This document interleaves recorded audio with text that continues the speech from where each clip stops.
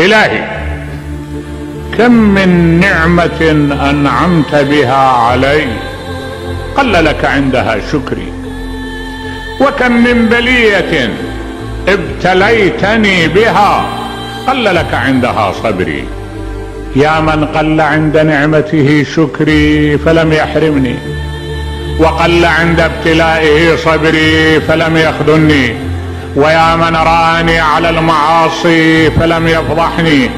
يا ذا المعروف الذي لا ينقطع أبدا، ويا ذا النعماء التي لا تحصى عددا، أدنني إلى رحمتك.